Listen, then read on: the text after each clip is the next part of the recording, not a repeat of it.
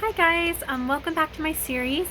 Today is episode 6 and we are going to be talking about leadership and management. A really important topic for people who are starting their business and wanting to get into entrepreneurship because leadership is a really great skill to have, and as you start your business it's going to come into play time and time again as you hire and as you delegate and as you just work on understanding your business and how you want it to function.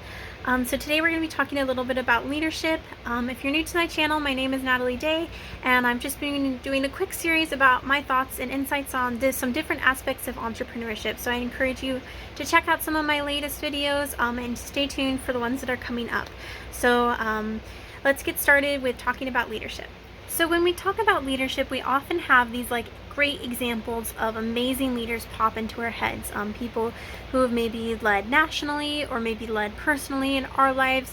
We often have these people that we turn to and think of when we think of good leaders or even great leaders.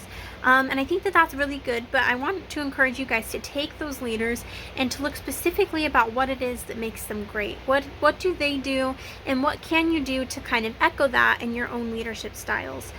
So first I wanted to kind of look at what leadership is and what makes a great leader. So there's so many different aspects of leadership that you can dive into, whether it's communication or optimism or delegation, and there's so many different aspects of that can make a great leader. So today I just wanted to focus on just a few of those and kind of dig a little deeper into them on what actually makes a great leader. And so we're looking at the article from techtarget.com, and it is called Leadership, pretty simply, and it kind of breaks down what makes a great leader into a few different sections of what they think is super important. And then the first that they talk about is delegation. And so obviously if we wanted to understand delegation, we could kind of take it and look at the opposite of delegation. Have you ever had a manager that micromanaged everything you did, or somebody that didn't give you any responsibilities in the program or project you were working on? That can be really frustrating.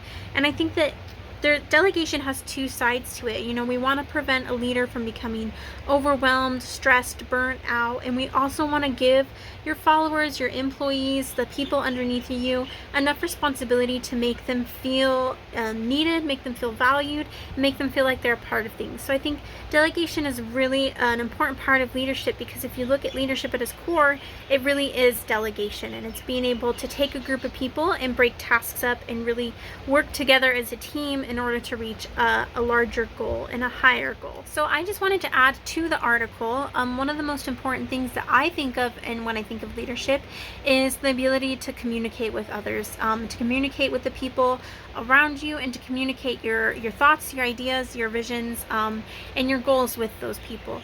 I think that communication really goes two ways, and you have to be able to listen and to talk, and to be able to hear the ideas of those people around you, take them into account, and be able to share your ideas as well. Without communication, I don't think leadership even exists at all, and it's such an important part, and it's vital. So if you're a leader and you feel like you need to improve, try taking a look at your communication skills. How can you improve them? How can you change them?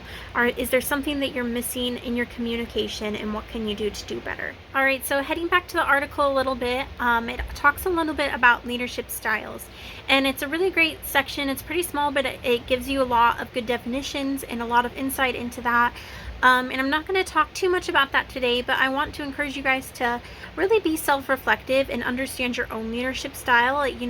What do you lean towards to do most naturally? What do you appreciate in other leaders, and how can you kind of incorporate those into your style?